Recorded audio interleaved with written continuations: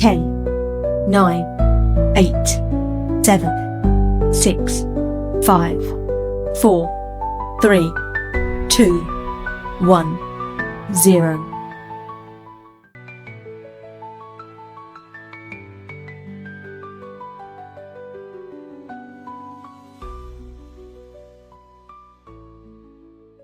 Good evening. This is Amy Suzanne, CEO and Directress of VNA and WDBG Media and Press Guild Group, with a special report. Tonight we're asking, what the hell is happening in Canada? A 5'3" Asian Canadian independent camera girl, working with a press group from the American side of the border, walks into Canada's National Press Building, politely, and gets physically manhandled and tossed out onto the sidewalk, just for asking basic questions about press access. And this here girl, well, I'm not bullshitting you in the least bit about that. See it for yourself. Just check out this coverage we caught on a hidden camera about all that there. Now let's watch the raw, live news cam footage from last Thursday, when our senior broadcast reporter and commentator, the adoptive godson of the late great WKBD Detroit's Lou Gordon Vinny D, along with his 5'3" camera operator Susan, attempted to gain access to Canada's Parliament West Block. Please keep in mind that Susan was using a brand new, highly complex camera she had never operated before. Her finger accidentally stayed too close to the record button, causing the footage to stop and start, resulting in somewhat jerky video. Even with the technical issues, you can clearly see exactly what happened: the deliberate denial of access and the censorship of independent press by the Canadian authorities. This is the reality on the ground. Only liberal-aligned, government-approved media, the bought and paid-for political theater actors from the Canadian press, and taxpayer-funded CBC are granted entry.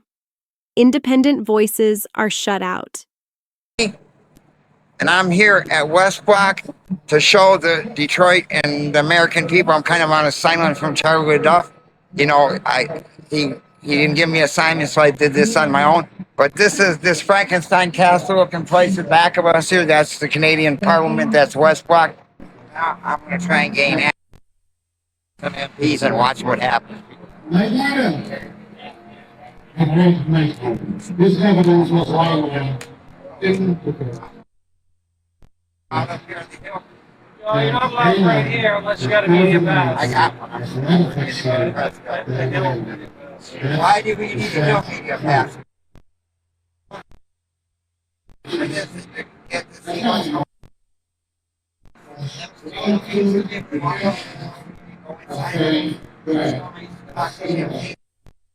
But now we can't do this anymore. Before that, people call us correct. I look like a problem for God. You're no judge. Take a try.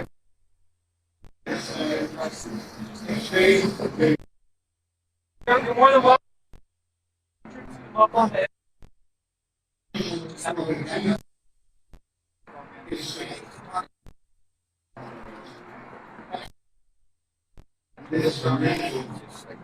All right.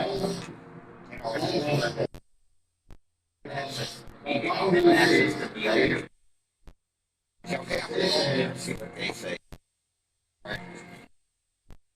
I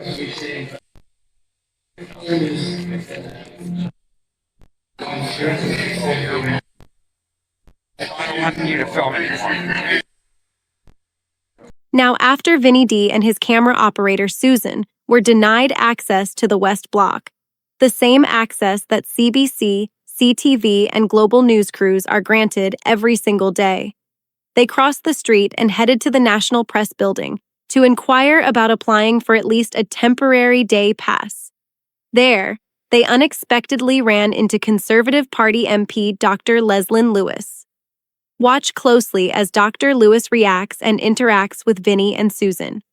Pay attention to her responses and body language as Vinny explains the press freedom issue. Ask yourselves, does she actually seem to care about the freedom of the press? Does it appear that she gives a damn that legacy, state-funded outlets like the CBC are freely allowed in, while independent journalists are deliberately shut out? I don't don't want you to film anymore.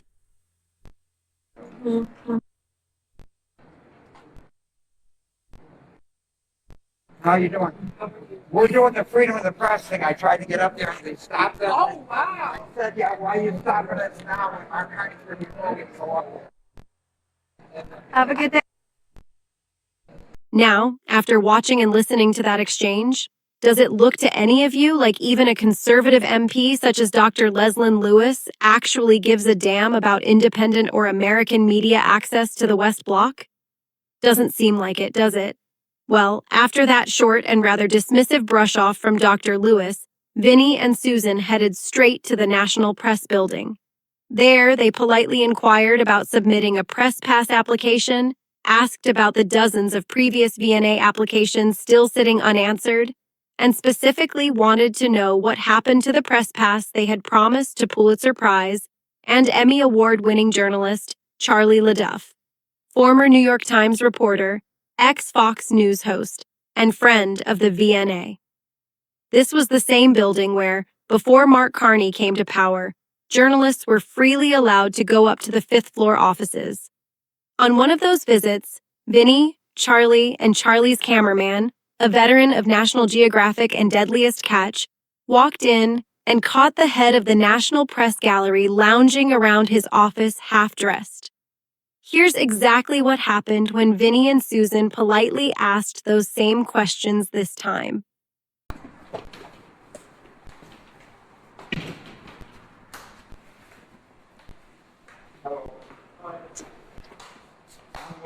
I'm with the media, and I'd like to talk to the National Press Gallery director. Is he still on the fifth floor? You know, we want to know why they keep denying. Like, we just went up there and they denied our access to Parliament again, and it's supposed to be, a free country where we should be able to scrub our politicians, and they're not letting us out there without a press pass. And our press group has applied over 45 times to be up there. And it seems like it's an old boys club. Can you call somebody from the press gallery down here to talk to us? Yeah, a supervisor. Okay.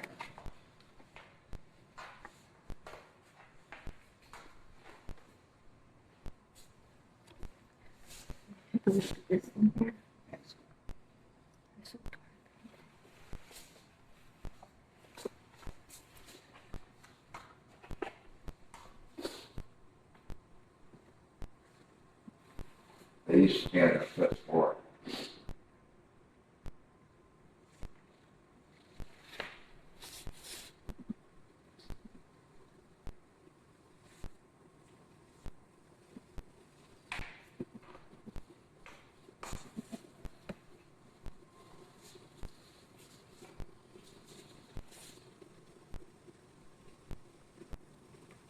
Hey, this is the Commissioner for Street.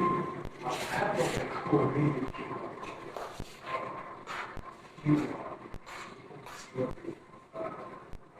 Tell them with independent press gallery and Fox News out of the States. Yeah, there are a couple meetings.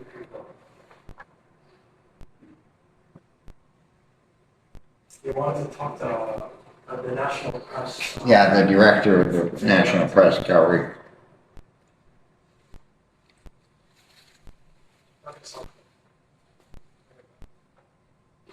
Okay, he's on his way. Should be Okay, all right. Thank you. You used to be able to go up to the fifth floor and talk to them directly. You can't do that no more? Why did they stop that? No, I'm not sure. It was just, I guess, access control.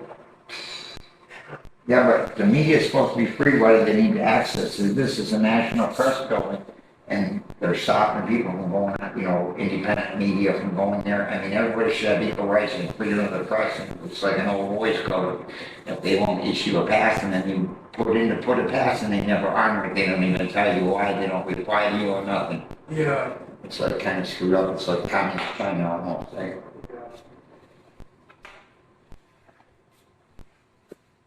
This is your commissioner's boss or somebody from the press gallery? No, it's my boss. Okay.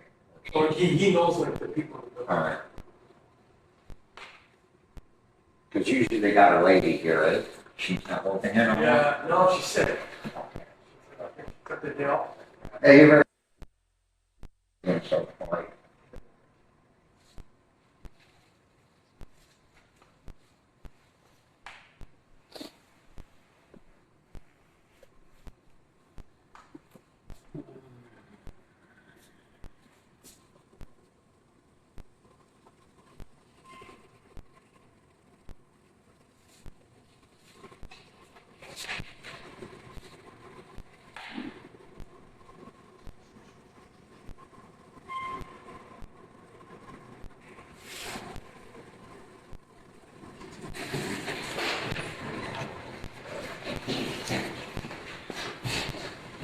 Hi, how you doing? Sorry, we have to leave the building. Why do we have to leave the building? Sorry, guys. What, you want me to leave? We have to leave the building. I do? Yes. And why do we have to leave? If it's a press building for Canada? Sorry, thank you, sir. So you're taking us out? We have to leave the building. Why would we have to do that? What are you hiding in here? Can you explain what you have to do like 45 times to get a parliamentary press pass? Now they're gonna lock the doors, so this is some bullshit, have to leave the building, so it's not free press here at all. Anyway, so I'm standing here, and you just saw what happened, this is how much freedom of the press we have here. Okay, you see how we were rushed out? You know, I want to ask them, like they said Charlie LeDuff could have a press pass and everything, and now they're just saying, get the fuck out of the building, basically. You know, this is the commie land we live in Canada here, and you Americans don't even know what the hell's going on. Anyways, you see what happened? We walked in there, we didn't do anything wrong, we were nice, and then all of a sudden they bum rushed us out. Okay, so we're gonna deal with that. We're gonna try and get back up our Parliament the way they told us to get up there. Let's see this one now. Okay, let's go over the way they said so. Okay, so we're walking a few steps. It's the same building that Charlie LeDuff and I were in, and they would give us free access before. But since Mark Carney's here, that all ends. You thought that guy acted like an asshole, right? That's highly embarrassing. Now, after watching that exchange, notice how Vinny and Susan were physically ushered out by a commissionaire guard who rode down in the elevator with a member of the Canadian press. Watch the smug, cheek-to-cheek smirk on that Canadian press reporter's face, clearly amused by the whole scene. Vinny and Susan did absolutely nothing wrong. They simply asked to speak to someone about submitting a press pass application for the West Block. Yet, they were treated like criminals. Does this look fair to you? Does this look like the way journalists should be treated for politely asking basic questions? Now, let's watch what happens next. After leaving the National Press Building, Vinny and Susan politely attempt to access the public sidewalk outside the West Block entrance, the same area where they can actually question members of Parliament. Because here's the reality. Many MPs no longer come down the stairs to meet the public. The only real access is up top, an area reserved exclusively for state-funded legacy media like the CBC, CTV, and Global. Independent journalists are shut out. Now watch what happens the second time Vinny and Susan try to access those MPs. Now we got to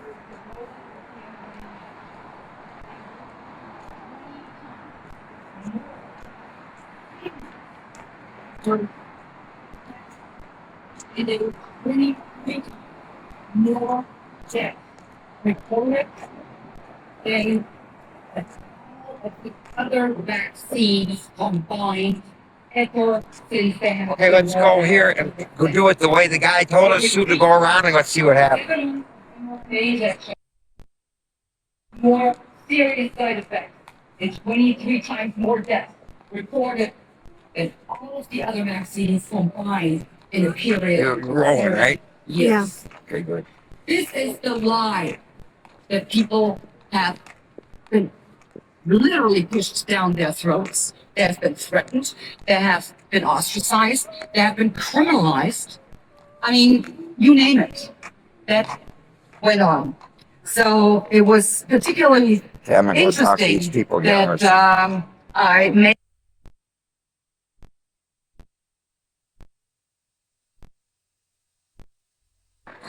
The very first page is,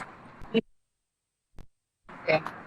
And yeah, I stand by that comment and I used to have access to here, right?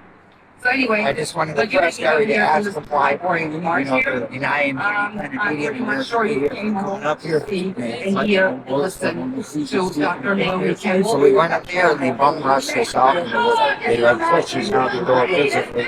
You know what's going on with the look up here? Free media can't come up here no more. I really have to thank I'm you. not sure. This entrance is just for people who have employee access. But if you'd like to go up onto the hill, you can use the next entrance. So much information. But pilot and put it together for laymen to understand and read, to really understand And they the both matter that we have been subjected to. And I would very much like you to welcome to join me. up here, the behavior. Right? Naomi, Some more than actually thank you getting so much. those ideas still top. No, but this. Thank you all. Thank you so much. Can you hear me loud and clear if I sit No, in it this? is like I'm not Well, present. thank you, MEP Anderson. Thank you to so much for John, who was welcome to be in my Brian O'Shea, take time for they already work to sit with us here. Thank you to those watching online. I just want to say before I begin, this is extremely moving to me to be sitting in this place in the heart of Europe. And you see the politicians scared of us. I always ask for lessons And meeting back and forth and stuff like that. with so many people from different So it's already got what we used to be allowed back there. Now they changed the rules to this is ridiculous. Like a little voice bar. Like these are my All right, then. All right. life. I've been a Democrat. I've people for his election. Yeah, I'll go to the next sentence. Come on, let's try it. Ms. Anderson and MEP Anderson work with other MEPs whom I've met. We'll try it this way and see what's going on. Important because what's happening right now in Europe and the United States and worldwide is extraordinary historical. Brian's still there. But Let's go get his opinion. in the world, people are realizing what divides us in policy terms or political labels is not nearly as important as our fundamental core values as Europeans, as North Americans, people around the world who love freedom and individual human rights, the rule of law, and that's what was targeted ultimately by these injections as it's being targeted in other ways. And I will Okay, I'm talking to this guy was here in the Freedom Convoy. His name is Brian Dirksen. And we're talking to him. What do you think about not letting independent? It's not like we're just freedom convoyers, you know, some guy with a cell phone. We're independent press gallery of Canada. We're trying to get access. You remember the other years we could go up there? Did you see them bum rush out of that building? All we did is go, can we get a press pass? And then they go, no, you're not allowed in here pushing us out. That's kind of crazy. What do you think about freedom? Well, I can't verify or claim or deny or endorse it. Because I wasn't here during that period. But I did come here in the end of January of 2022 under very extreme, extenuating circumstances, very trying times. So I can't really answer your question with respect to the media and what your credentials are. You used to be able to walk up there, didn't you, before? No, I've never been up there, so I really don't know. But I do understand that there is something that's called freedom of the press, and so I would imagine. We're just asking you because we see you hanging around here all the time. Sure. I've never attempted to go up those stairs. I have no real interest in being up there, but I do sit out here. Do they bother you when you talk to politicians here? You know, they used to bother. There was a time when illegal to sit in a chair on Parliament Hill. When they were creating all the hype and the false narratives and the craziness, and they wanted to make it illegal for me to sit in a chair up there. I was charged at 3 separate occasions for sitting in a chair on Parliament Hill. But they waited specifically for me, and they had the ticket already all written out ahead of time. So on the particular incident that I'm referring to, I was at the Queen's Gate, which is just a block down there. I had my chair out in front of the Queen's Gate. Didn't they change that to King's Gate now that March? No, it's the Queen's Gate forever. Okay. And so I walked down here to this corner, O'Connor, and then down to Sparks, and they were all sitting there on the corner of 90 Wellington before all this nonsense here. Like, this is a disgrace what we see here. But I circled around and I came walking up. Beside these bylaws. And there was a new guy there with them on that day. And he was all stoked up, you know, he was excited. And then he saw me come up behind him. He goes, "Oh, hey, there he is. So it was clear, okay, at that point That they were targeting. that they were targeting, exactly. And so that was clear. And then I walked myself back up to there, and they waited for me. That chair was sitting there, and I sat down in that chair, and they rushed over. And all you And got dropped is this little stand here. You're not harming people. No, but you know that I would much rather be somewhere else. But the real truth is that somebody has to do this. And so I've been chosen for this particular job. And so I'm going to continue to do my job. And these are perilous times. Agenda 2030 is just around the corner. They're moving forward with their idealistic, their ideas of dominating and having dominion over humanity.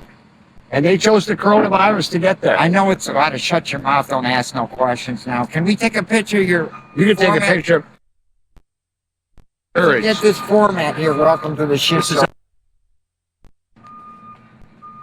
Oh, come here and do it right here. Welcome to the shit show. It's good. You got it. Okay, your name. They call you Uncle Brian, right? They call me a lot of things. They call me the sheriff of Wellington. They call me the trucker that never left. They call me Brian Dirksen. Some people call me Hayes. What do they call this guy over here? He's the picture right. Oh, this guy's bad news. That guy is really bad news.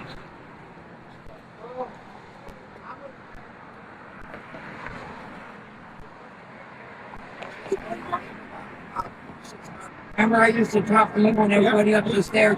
Well, how do you feel now when they won't let you up here? Right? And then you see you got to get a press pass and ask the National Press Gallery, me and Charlie LeDuff. Oh, you know, I filed for him to go on. They said Charlie could be a member anytime. When we'll go in there and try and say what happened to the application, they say it's like old boys club. And you know, like I talk to you nice every time I see you or any politician, and they won't let you up here. Now that's kind of like denying access to the press. And it isn't like I'm I mean, you get everybody as they're coming down, but I would raise that with the press gun. All right. If it's independent from I like your jacket. Thank you. That's nice right there. It's Canadian proud. Okay, so he was okay with doing that. Okay, that's good. We got him from him. Yeah, there goes another traitor. Yeah, he didn't want to say very much, you know. Now, because he's a traitor, All he'll be right. held to account for his crimes. One more question. Remember where you used to park down there? You know, remember where you used to park? You're the one that went down there parked. You don't know how to get in there. Come up Metcalf and then stay in your left lane and it goes under And down. that's better than not the city. Not the courthouse. I think the courthouse is better from what I understand. Yeah, The market's checked out there at the courthouse. yeah, that's where we park. What I understand.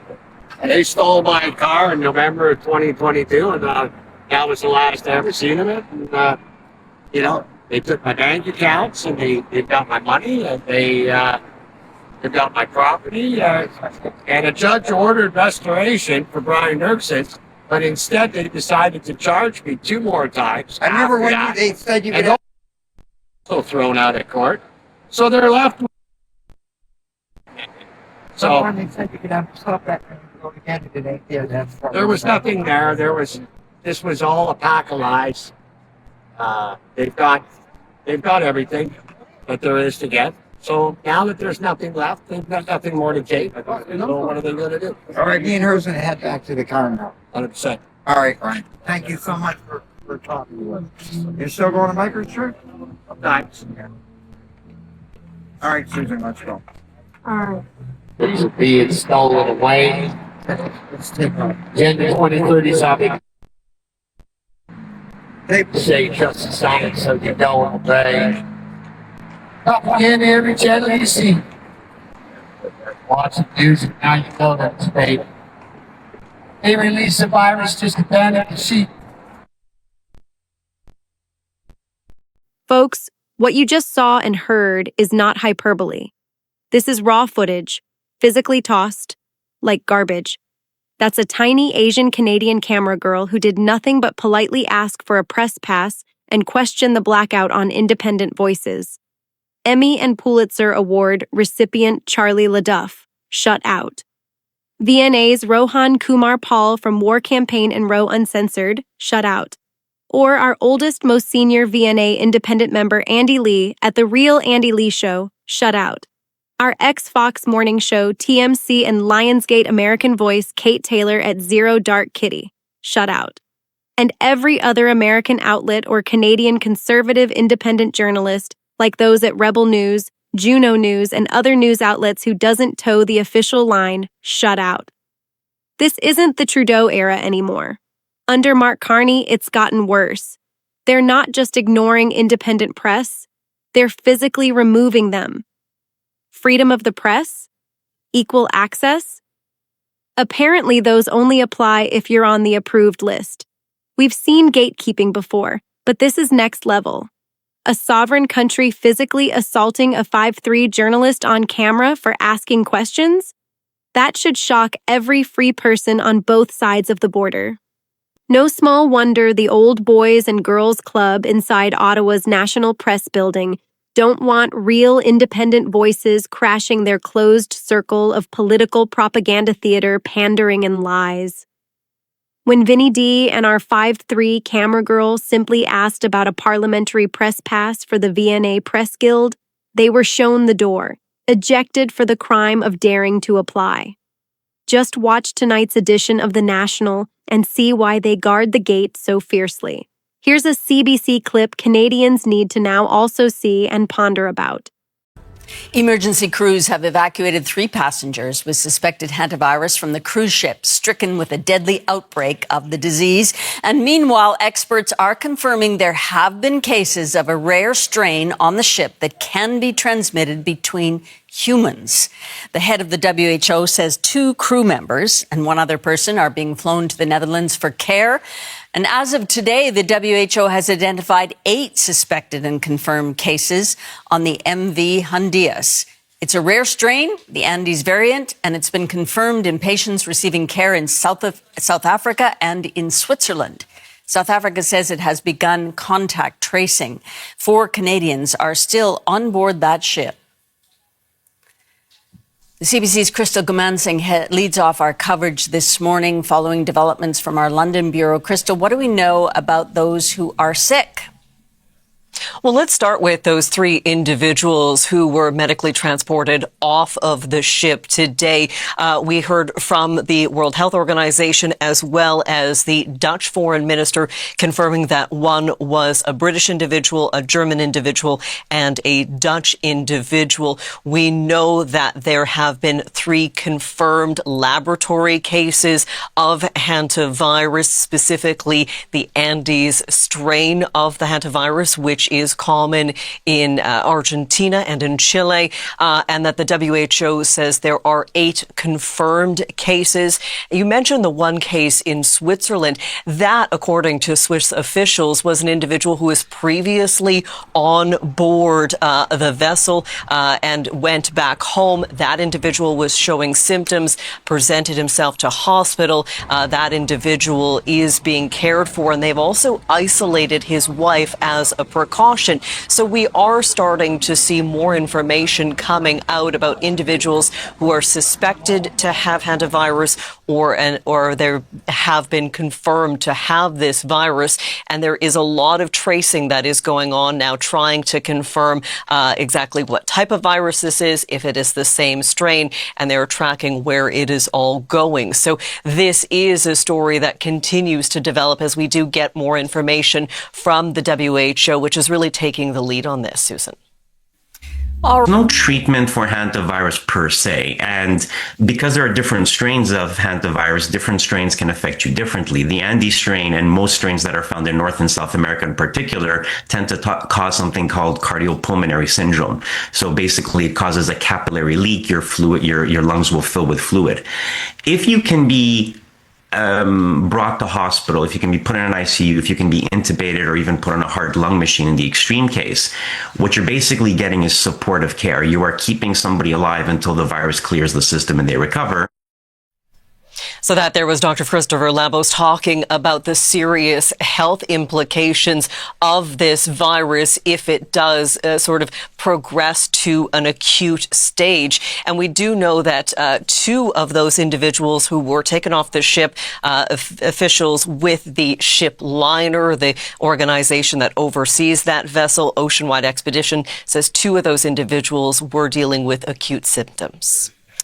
Crystal, that ship has been stranded really out in the middle of the ocean, not having a port to get to. And now the Canary Islands, there are some officials there who don't want it to dock there either. What do we know as of now?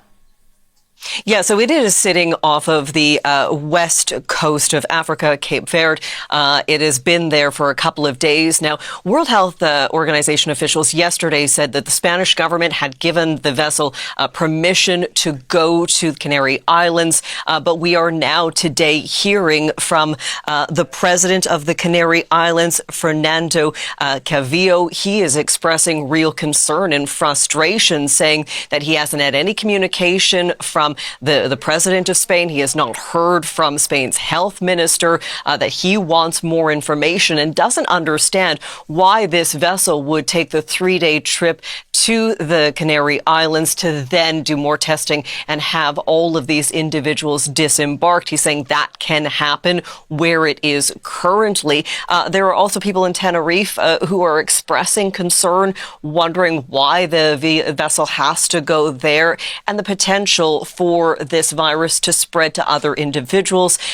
We are hearing from officials with the WHO who are stressing that person-to-person transmission of the hantavirus is, quote, very, very rare. It has occurred in this situation, but they are trying to downplay the overall fear and the possibility that if these individuals do go to the Canary Islands, that we would see widespread transmission, saying it has to be very, very close contact for this spread of the virus. So there is a lot of concern. There is a lot of question. The president of the Canary Islands saying at this point, all he knows is there is a request for a vessel to dock on Saturday, the 9th. He has requested some more information from the WHO and from Spanish authorities, Susan.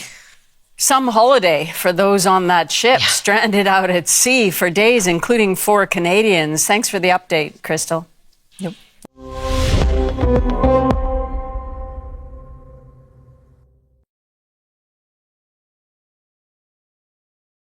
Did you note it start with dramatic music swells, then cut to worried passengers pleading for clarity, then cut to doctors in white coats painting the horror, while conveniently forgetting to mention that hantavirus is extraordinarily rare in Canada, unless apparently you've been huffing mouse droppings?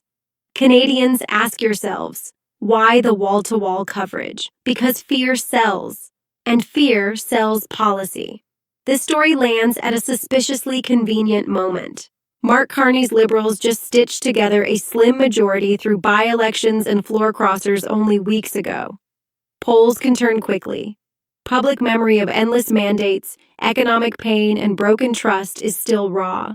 Nothing resets the national conversation like a fresh crisis that reminds everyone why we supposedly need strong central guidance. Hantavirus doesn't scream global lockdown or vaccine passports 2.0. It screams clean the ship, test the contacts, let people off when it's safe. But nuance doesn't boost ratings or prop up political muscle memory. So the Canadian Liberal Party-funded Legacy Press amplifies the human drama, floats the "what if it spreads" hypotheticals, and lets viewers' pandemic PTSD do the rest. Headlines loop the same script. Canadians trapped. Fatal outbreak. Talking heads pivot seamlessly to airport screening, ship protocols, and lessons for the next pandemic. This isn't journalism. It's agenda setting dressed up with taxpayer-funded production values. Public broadcaster? More like public panic facilitator. Every segment quietly plants the seed. Another virus. Better listen to the experts. Better accept the measures. Meanwhile, the real crises, housing costs, collapsing productivity, border security, inflation, fade into background noise. Canadians deserve straight reporting, facts on transmission, rodent urine and feces, not casual contact, the tiny scale, the straightforward containment steps. Not cinematic dread porn time to give a government that thrives on crisis mode another shot of relevance. The same outlets that once downplayed uncomfortable questions or oversold certainty are now instant experts on rodent-borne viruses at sea. Look, we don't dismiss the real suffering of families who lost loved ones.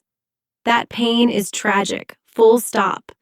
But we do call out the spin, using a contained shipboard incident to rehearse the old fear playbook exactly when the political class might need breathing room. CBC and the Canadian press aren't neutral chroniclers here. They're stage managers for the next act. Demand better, turn off the hype, focus on reality, one ship, one virus, handled locally. No need for nationwide panic, no stage for savior politics. Canada is too smart for the rerun. The Liberal majority doesn't need another manufactured wave to stay afloat, and we sure as hell don't need state media paddling it forward. What we need are independent, old-school investigative reporters like Andy at The Real Andy Lee Show, John Villeneuve at Right Blend, Vinny D here at VNA and WDBG Metro Windsor Detroit, VNA's honorary members like Charlie LeDuff, an Emmy and Pulitzer Award winner and North America's real reporter, truth teller, and madman of a scribe, and the rest of the VNA Press Guild, out there digging up the real truth about the lies and bullshit going on in Canada, as well as the rest of North America, why we keep asking the uncomfortable questions, and why we keep telling the unfiltered truth. And last but not least, why we keep showing up. That's why we won't stop applying. And that's why they keep ejecting us. Stay vigilant, my friends, because the story isn't over. This is Amy Suzanne reporting from St. John's, Newfoundland, that big rock off Canada's eastern coast. Keep your eyes open and your minds free. This here girl's ghosted now for what'll seem like just a few heartbeats, but I'll, and will, see you in the next edition. So till then, à la prochaine, bonsoir, zez soir, good evening and good night.